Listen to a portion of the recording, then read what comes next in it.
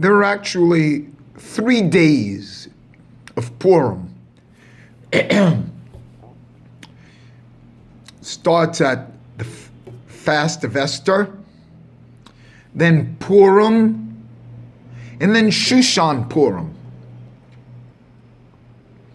If you take these 3 days, you know the word day relates also to Yom HaKippurim. That's a Yom that is like Purim. That's Yom Kippur, holiest day of the year, supposedly.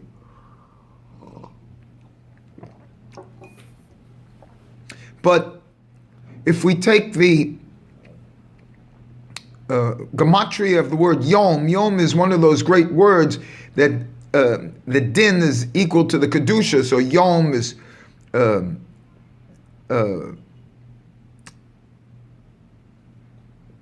20.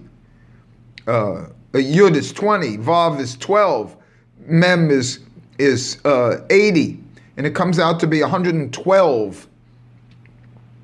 So if it's 112, which is Yud K, Vav K, and Elohim, and we multiply this times 3 for the 3 days of Purim, we get 336.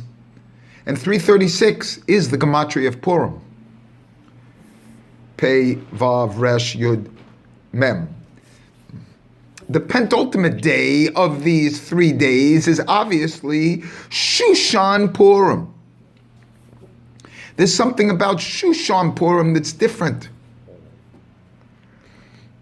In the original Purim, they had the fast of Esther where they did the warring, the fighting. And then in all the other places in the world, the holiday was over after the fighting, and they celebrated on the 14th of Adar, or whatever. They celebrated the day after. But in Shushan, they fought for 2 days. They fought for the 13th of Adar and the 14th of Adar. And they didn't finish till the 14th, and then their celebration was the 15th of Adar.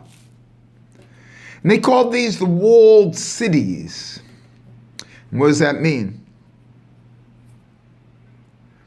The 15th here shows that it's more of a refinement than the 14th. A further refinement even than the 14th. They fought for 2 days. Now, the only place in the world that they celebrate Purim on the 15th of Adar, Shushan Purim, is in Yerushalayim. And in this convoluted thing I've been giving you, the word Yerushalayim, the gematria is 586. And that just so happens to be the gematria of Yesod fully spelt out. Yerushalayim is Yesod. If you take the letters and spell them fully out, Yud, Samek, Vav, Dalet, 586. So it's the holiday of Shushan Purim being only in Yerushalayim today, and they have it in some other, but the walled city of Yerushalayim is when they celebrate it and where they celebrate it today. That's Yesod. Yerushalayim is Yesod. And that's the whole secret of Shushan Purim. Shushan Purim is Yesod. Regular Purim is Netzach. Hanukkah is Hod. Netzach for Shushan Purim. For Purim. And Shushan Purim is Yesod. The strange thing I've told you before is that the gematria of Netzach happens to be the gematria of Pesach. 148.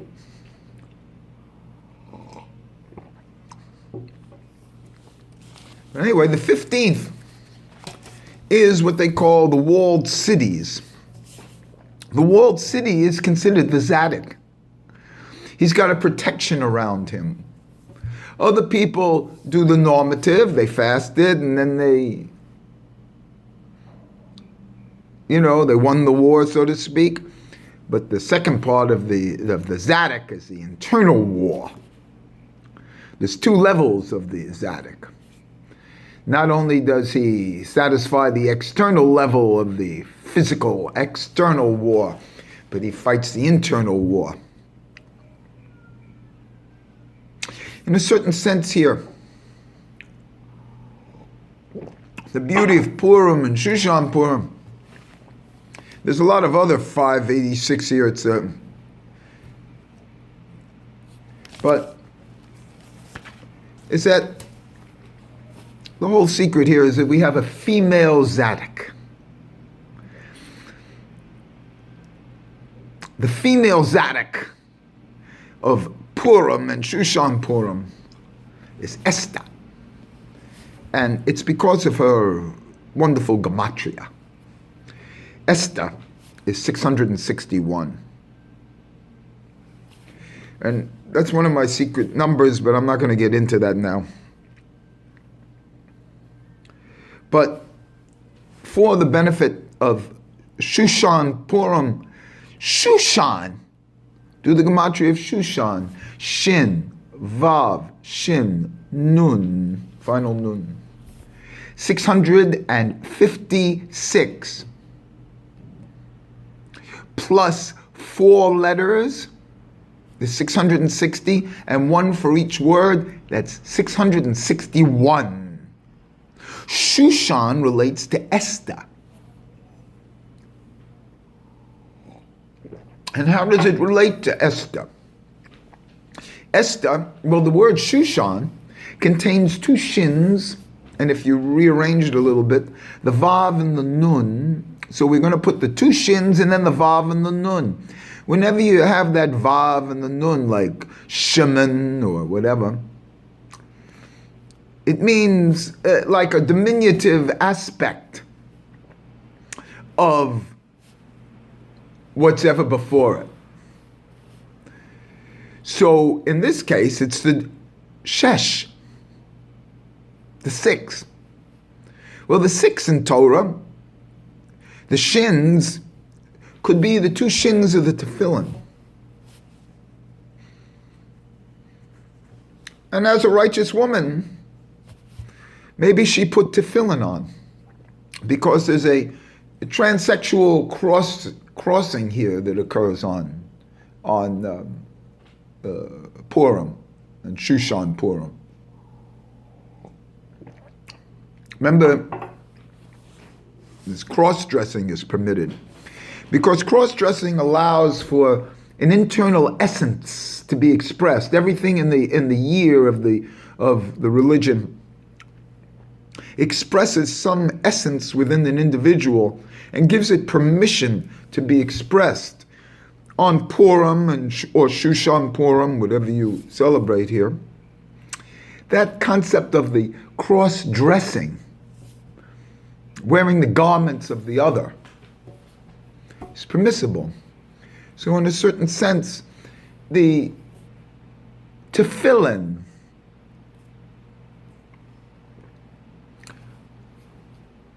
can be worn by Esther on Shushan Purim, because the shesh, the 2 shins, in a diminutive sense.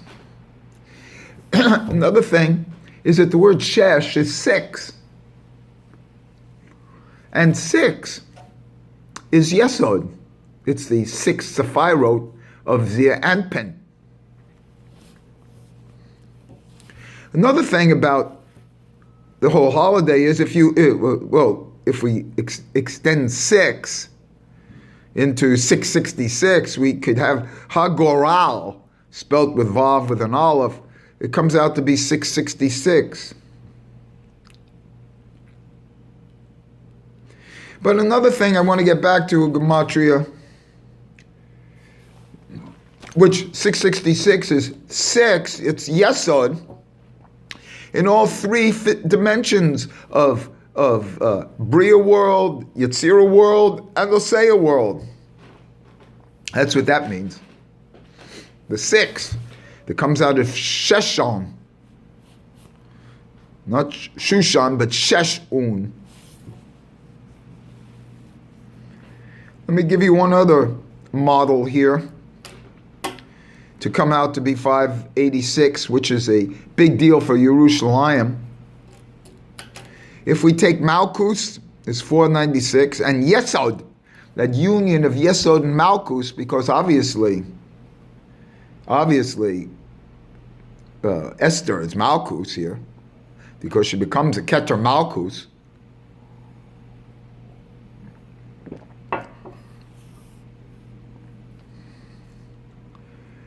And so we take Malkus and we take Yesod, which is 80, so it's 496 and 80, that's 576. And there are 9 letters and 1 for the word, that's 586. So the union of Yesod and Malkus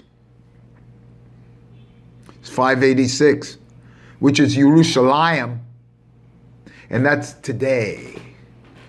Today is Yerushalayim. But I haven't expressed this enough, that the Tzaddik is a walled city. He protects himself inside of a mem, a final mem, which is the highest expression. That final mem is like a mikvah.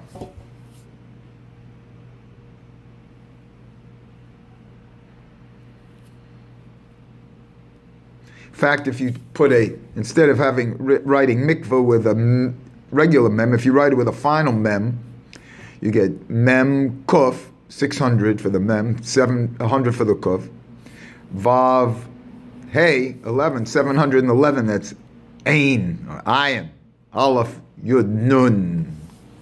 Very deep issue here. Because when you go into the mikvah, you are ain, you are ayin. But the main thing here is that today is the day of the Tzaddik. Shushan Purim.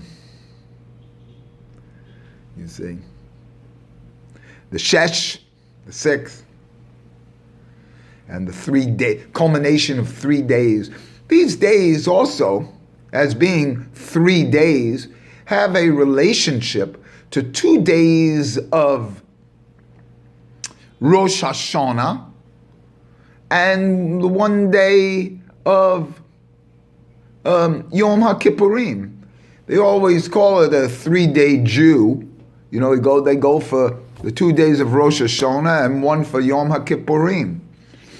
This is a expression here of the same essence of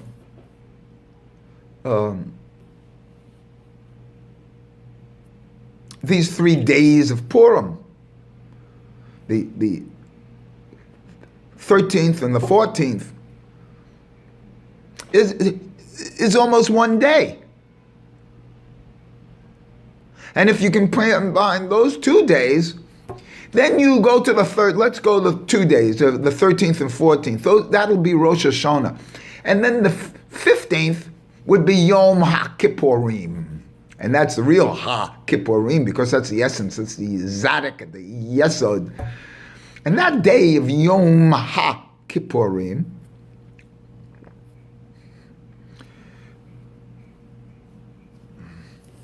shows Purim. That's the 15th, but it's 3 days.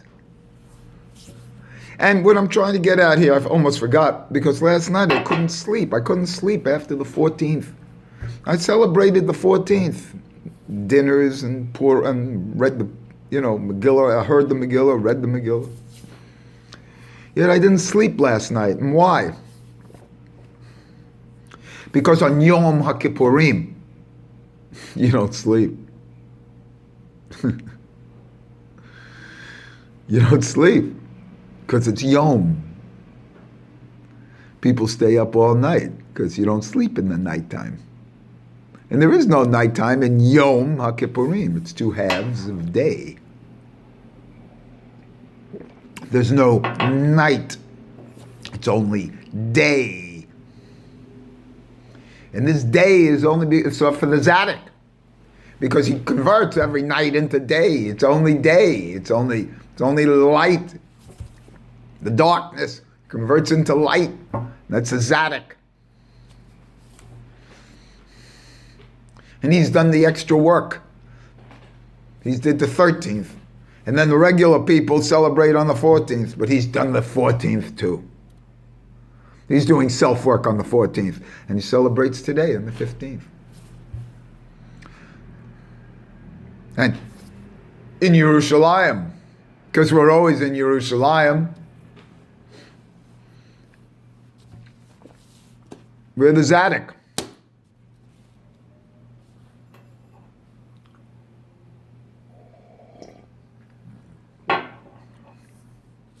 So a lot of parallels between Haman, Amen,